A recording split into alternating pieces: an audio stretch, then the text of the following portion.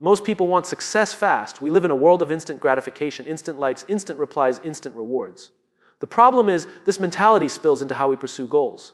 When we only think in the short term, we chase wins that look good today but may cost us tomorrow. It's like planting seeds and expecting fruit the very next morning. The truth is, short-term thinking feels good because it gives immediate feedback. When you cut corners to get quick results, it looks like progress. But progress isn't always growth. A company can boost quarterly profits by laying off employees, but in the long run, it destroys morale and culture. What looked like a win today becomes a loss tomorrow. We see this trap everywhere. Students cramming to pass an exam instead of learning the material. Professionals saying yes to everything just to appear busy. Entrepreneurs chasing trends instead of building a foundation. It feels good in the moment, but it leaves them unprepared for the challenges that come later. Successful people avoid this trap because they understand the power of consistency. They know it's not about being the fastest today, but about being the one who's still moving forward 10 years from now. They play the long game. They make choices today that their future self will thank them for, even if those choices are uncomfortable right now. Think about athletes. The ones who endure aren't the ones who burn out after one great season. They are the ones who show up day after day, even when no one is watching, even when there's no medal to win that day. Their training is not for today's applause, but for tomorrow's resilience. The same applies to leaders. Short-term thinkers make decisions to impress shareholders at the next meeting. Long-term thinkers make decisions to ensure the company thrives for decades. One path creates shallow victories, the other builds legacies. Short-term thinking also blinds us to opportunity. When we're focused only on today's gain, we miss the seeds of something greater.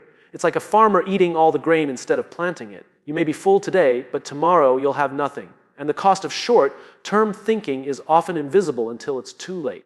By the time we realize the quick win wasn't worth it, we've lost trust, momentum, or relationships. That's why successful people discipline themselves to see beyond today. They remind themselves that success isn't about winning the moment. It's about staying in the game long enough to matter. We've all met people who are constantly busy, running from meeting to meeting, answering emails late at night, filling every minute of their schedule. They wear business like a badge of honor, as if being busy automatically means being important or successful. But the truth is, looking busy doesn't mean being productive. Business gives us the feeling of progress, but often without the substance. It's like spinning on a treadmill. You're moving, sweating, burning energy, but you're not actually going anywhere. Productivity, on the other hand, is about movement with direction. It's about doing the things that truly matter, not just the things that fill time. People fall into the illusion of business because it feels safe. When you're busy, you don't have to face the harder questions. Am I focusing on what really matters? Am I avoiding the work that actually requires courage, creativity, or difficult decisions? Business becomes a shield, protecting us from discomfort while draining our energy. Consider leaders who pack their calendars so tightly that they have no time left to think. They may look like they're in demand, but in reality, they're just reacting to noise. The best leaders leave space to reflect, strategize, and imagine. It's in that space, not in the clutter of endless activity, that innovation is born. There's also a cultural trap here.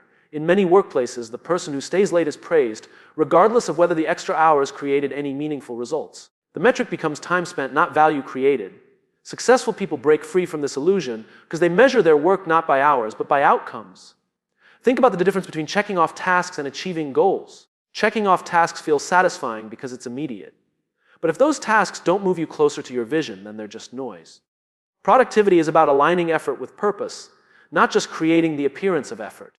Business also feeds the ego. When we say, I'm so busy, it sounds like we're important, like our time is in high demand. But real confidence doesn't need to be busy.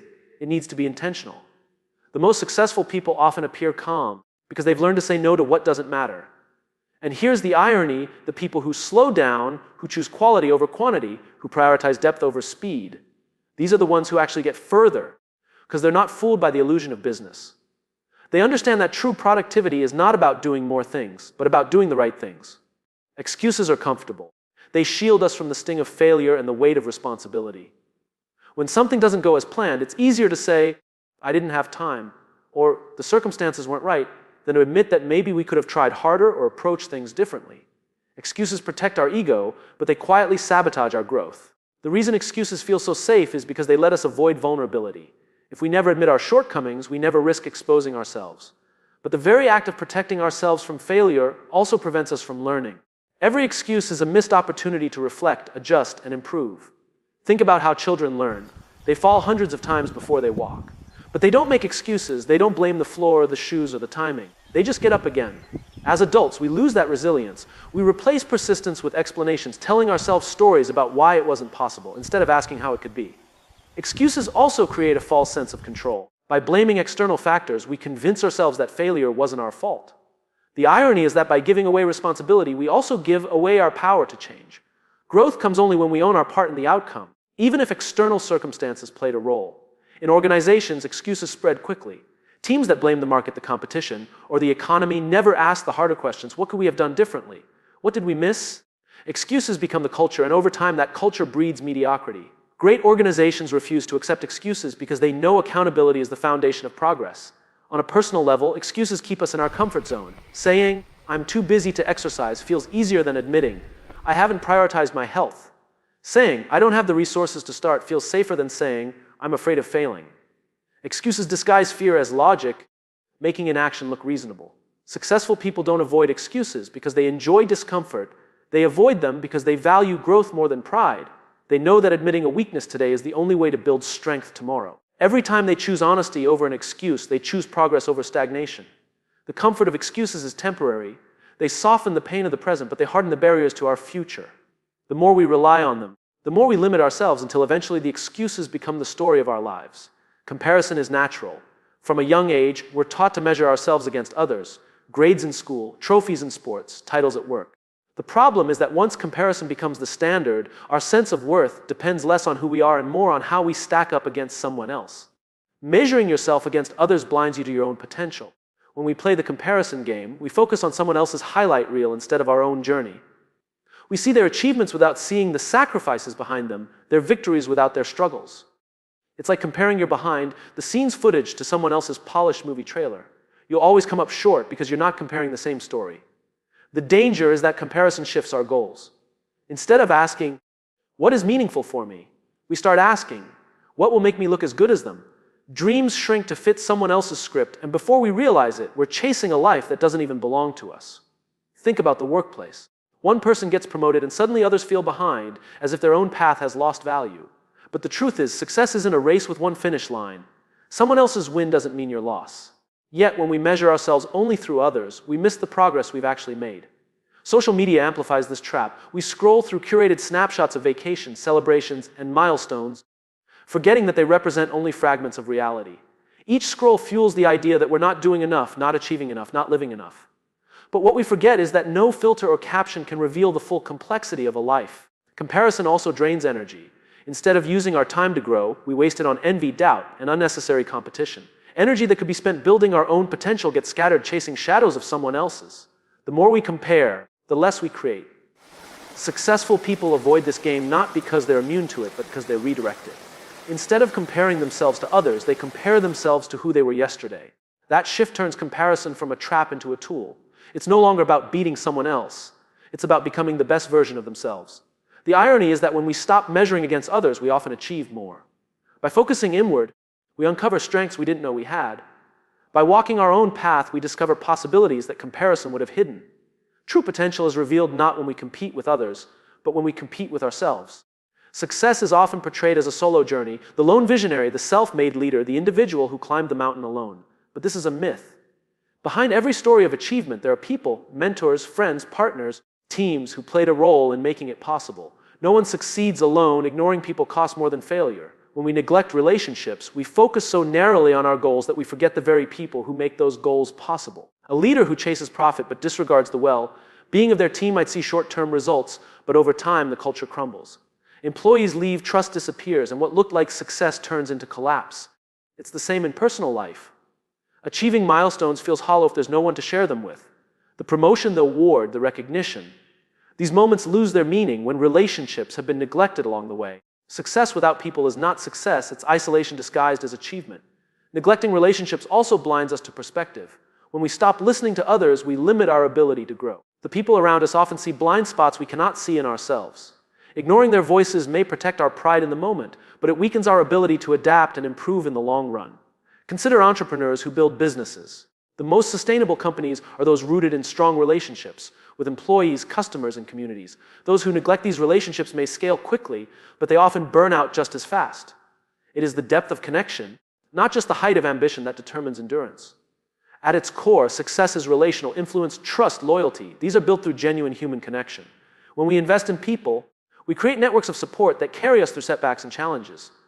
Neglecting those relationships leaves us fragile, with nothing to fall back on when difficulties come. There is also a cost to our own well-being. Studies show that relationships are one of the strongest predictors of long-term happiness and health. Ignoring them may bring material gains, but it erodes emotional fulfillment. Without meaningful connections, even the greatest achievements feel empty. The irony is that relationships don't just support success, they define it. The most admired leaders are not remembered for their titles or profits, but for how they treated people. The most fulfilling journeys are not marked by the things we accomplish, but by the people who walk beside us. Perfection sounds noble. We tell ourselves that striving for flawless results is a mark of excellence, that nothing less than perfect is good enough. But the pursuit of perfection often paralyzes us. Instead of moving forward, we wait. Instead of creating, we overthink. Perfection delays progress, while action creates results. The trap of perfection is that it disguises itself as high standards. But in reality, it often hides fear: fear of judgment, fear of failure, fear of not being good enough. We convince ourselves that we're just not ready yet, when the truth is we're avoiding the discomfort of imperfection. Think about innovation. The greatest breakthroughs rarely come from something perfect on the first attempt. They come from trial and error, from messy drafts and flawed prototypes. The first airplane didn't fly smoothly, the first light bulb didn't burn brightly, and the first version of any successful product was far from perfect. Progress comes through iteration, not perfection. In personal growth, the same principle applies. The person who waits until they're perfectly prepared before taking the next step often waits forever. Meanwhile, the person who acts, who learns along the way, who embraces mistakes as teachers, this is the person who grows. Action opens doors that perfection leaves closed. Perfection also creates pressure. It turns every project into a burden, every effort into a test of worth. Instead of enjoying the process, we obsess over flaws. Instead of appreciating progress, we focus on shortcomings. This pressure doesn't push us higher, it drains our energy and limits our creativity. Leaders who chase perfection paralyze their teams. Projects stall because nothing is ever good enough. Employees hesitate to take initiative, fearing their work will be picked apart. The organization moves slowly, not because people lack talent, but because the culture equates mistakes with failure instead of growth. Successful people avoid this trap because they understand the difference between excellence and perfection. Excellence is about giving your best effort, improving continually, and delivering value. Perfection is about chasing an illusion that can never be reached. Excellence inspires action, perfection demands delay. And the irony is that progress often looks imperfect. A rough draft, an early attempt, a small step forward, all of these seem incomplete, yet they are the very foundation of achievement. Those who act, even imperfectly, move further than those who wait for flawless timing. Because in the end, results come from doing, not from perfecting. Responsibility is heavy, and that's why so many avoid it. When things go wrong, it's tempting to shift blame, to point fingers, to create stories that protect our image. But avoiding responsibility comes at a cost. True leaders own mistakes as much as they own victories, because they understand that responsibility is not a burden, it's the foundation of trust. When we take responsibility only for success, but not for failure, people notice.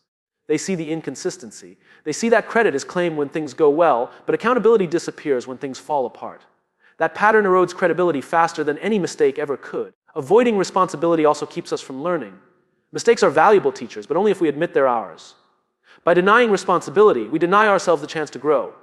The same failure will repeat itself, not because we're incapable, but because we refuse to face the truth the first time. In organizations, responsibility defines culture. Teams led by people who avoid blame become fearful, defensive, and stagnant. No one wants to take initiative when they know mistakes will be punished but never owned. In contrast, teams led by responsible leaders take risks, innovate, and improve. Because they know mistakes will be seen as part of the process, not as proof of incompetence. Taking responsibility is not about self-blame, it's about ownership. It's the difference between saying, "It's not my fault," and saying, "It's my problem to solve."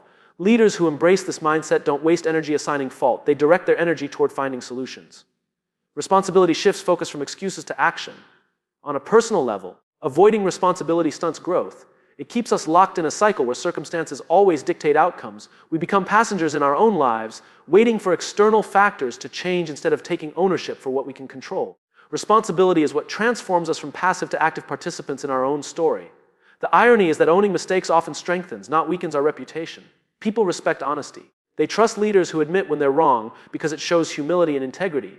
Owning victories makes you admired, but owning failures makes you trusted. And trust is the currency of leadership. True leaders don't run from responsibility. They lean into it. They understand that mistakes don't define them, but how they respond does.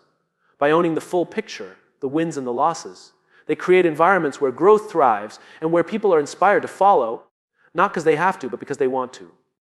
At the beginning of any journey, there's usually a spark, a reason, a purpose that fuels the effort and gives meaning to the struggle. But somewhere along the way, that purpose can get lost. When success becomes about status or money, it loses meaning because the original why that started it all gets buried beneath numbers and recognition. The danger is that external rewards are seductive. Titles, wealth, and applause can feel like validation, as if they confirm that we've made it. But when those rewards become the goal instead of the byproduct, the work itself becomes hollow. We start chasing appearances of success rather than the substance of it. Think about entrepreneurs who began with a mission to solve a problem, to create something better, to serve people. Over time, if their focus shifts only to profit, the soul of their work fades. The business may still grow, but the passion behind it diminishes. The result is achievement without fulfillment. Forgetting the why also affects resilience. Purpose is what sustains people through setbacks. When the only motivation is status or money, obstacles feel unbearable because there's nothing deeper to hold on to. But when the work is anchored in meaning, challenges become fuel instead of barriers. It's the same in leadership. Leaders who chase recognition may inspire compliance, but they rarely inspire commitment. People follow them when it's convenient but leave when things get difficult. Leaders who stay rooted in purpose, however, create loyalty that endures because their why is bigger than themselves. On a personal level, forgetting the why leads to burnout. You can put in long hours, achieve milestones, and still feel empty if the work doesn't connect to something meaningful. Success without purpose feels like climbing a ladder only to realize it was leaning against the wrong wall. The most successful people remind themselves constantly of their why. They reconnect with it when decisions get tough, when distractions tempt them, when recognition threatens to cloud their judgment. Their purpose becomes the compass that keeps them aligned, no matter how chaotic the journey gets. The irony is that when we stay true to our why, the external rewards often follow anyway. Money, recognition, and influence come as natural outcomes of meaningful work. But when those rewards become the focus, the deeper sense of fulfillment slips away, leaving us with success that looks good on the outside but feels empty on the inside.